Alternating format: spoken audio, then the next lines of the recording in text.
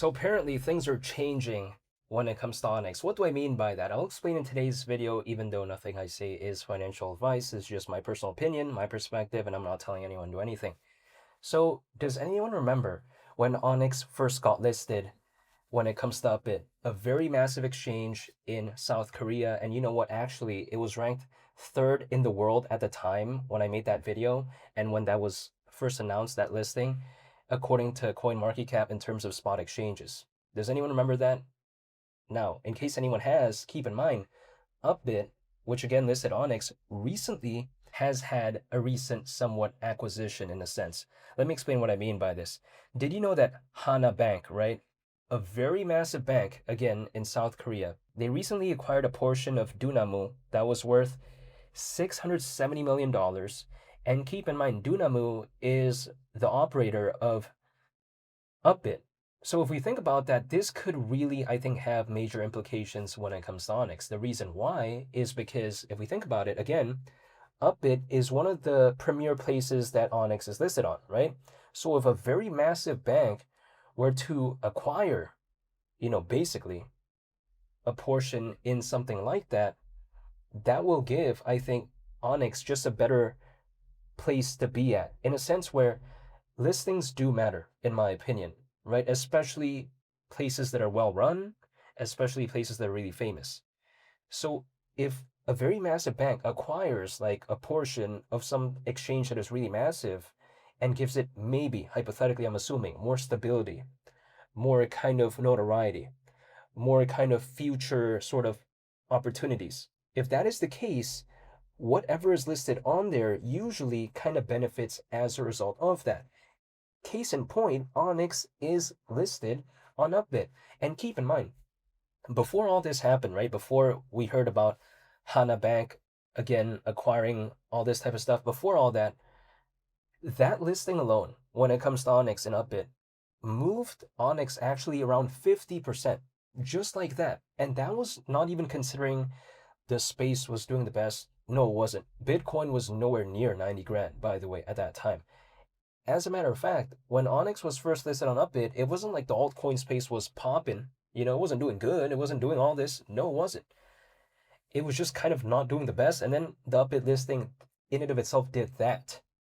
So imagine what would happen if there was an altcoin season. What happens if there's a bigger change in market sentiment, but now Upbit has this stronger backing, so to speak, right? I think it does. I think inherently it does change things when it comes to Onyx and puts it in a maybe hypothetical better position because now one of the premier places it's listed on feels a little bit more stable to me. And also, apparently, a lot of people have been thinking the same thing. So I think, if anything, it's actually a net positive when it comes to Onyx. Now, does this have anything to do with the pure fundamentals of Onyx? No, not really. It's just in regard to a change in a place that Onyx is listed on, basically. But it could matter because a lot of people out there like to discredit listings. They like to say, oh, it doesn't really matter. Well, let's rewind the clock a little bit. Let's take a look at 2021, which I get it is a very long time ago, some people like to say, but let's take a look back in 2021. Who benefited from good listings at that moment in time?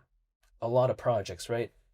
Dogecoin, Shiba Inu, Cardano's native token called ADA, Solana, and many others. Sure, they had a very good community.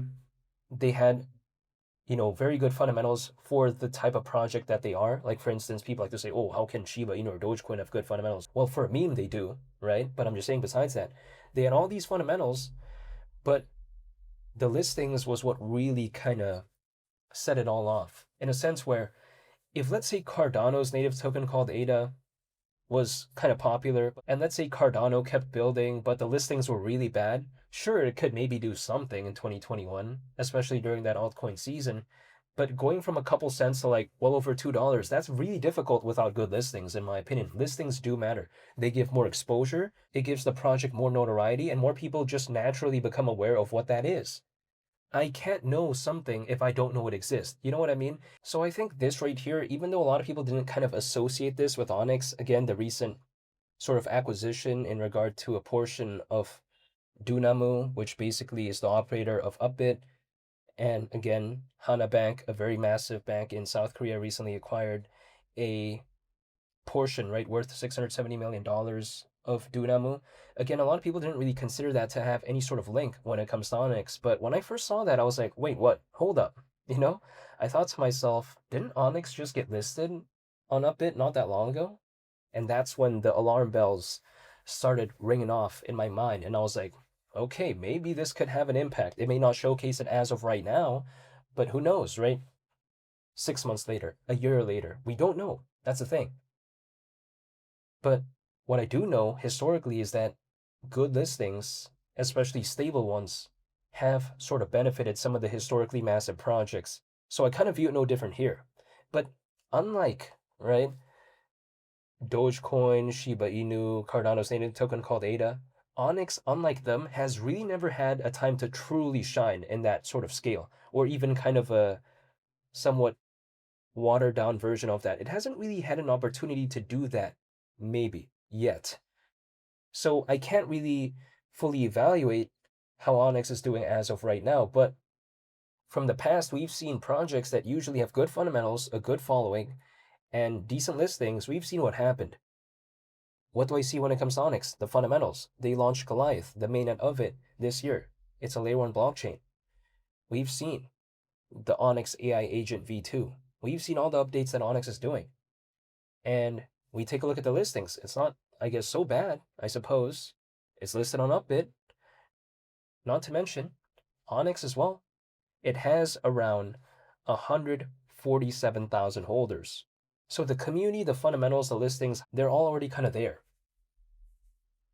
Wasn't that kind of the ingredients that Dogecoin, Shiba Inu, Cardano's native token called ADA, Solana, etc.? Didn't those have those ingredients before 2021? I'm just saying though. Will Onyx ever become as big as them? No, I don't think so. But it doesn't really matter. Onyx doesn't need to be bigger than them. They're really massive. Onyx doesn't need to do that. Like, Onyx doesn't need to become the next Michael Jordan. You know what I mean? Like, the next person who gets, into the NBA, would it be awesome if they become the next Michael Jordan? Absolutely. But it doesn't mean they have to. I mean, that's really difficult, right? Michael Jordan is considered the greatest of all time when it comes to basketball. So Onyx, again, it doesn't need to become the best. It doesn't need to become top 5, top 10, top 20. No. As long as it kind of can still maintain its positioning within the global trade and finance space, which as of right now is currently top 6 within the space, as long as it can maintain that, the listings, the community, the fundamentals, and if we combine that with a hypothetical altcoin season, I'm going to Sizzler. That's the way to take a look at it, as long as it can maintain all that. But we'll wait and see, though. Even if Onyx never surpassed what it did last year, let's say it just went back to around $1 billion in terms of market cap, we're still slightly over 5 times lower than that. Keep in mind, last year it reached around $1 billion in terms of market cap. As of right now, the market cap when it comes to Onyx is around 186 million. We're over 5 times lower than that. And that's not even considering the better listings that we have as of right now. And that's not even considering as of right now, the fundamentals when it comes to Onyx is better than last year. And yet last year it was able to do that. The reason why I think the fundamentals are better this year is because of the mainnet launch of Goliath, their layer 1 blockchain. So when I take a look at that right there, Onyx with worse listings last year, with worse fundamentals, was able to reach around $1 billion in terms of market cap last year, and right now we're over 5 times lower than that. So Onyx, if it never tops what it did last year, if it just returned back to that, that's already a Sizzler moment for me. But if Onyx surpassed what it did last year, it wouldn't necessarily surprise me either, considering the better listings, the better fundamentals, and the amount of holders that we have currently. So this is just my perspective as of right now, but this all can't really happen if the market sentiment doesn't change. But that requires me waiting, which I'll gladly wait. Will it ever change though? We'll wait and see, but historically I see that bear markets are not permanent usually, so I don't mind waiting. But this is just my personal opinion as of right now. I'm not telling anyone to do anything, but I'll be sure to make more updates moving forward. So I want to say thank you for watching, and I hope you all have a very nice day. It's been Lee the Captain. I'm out. Peace. Bye.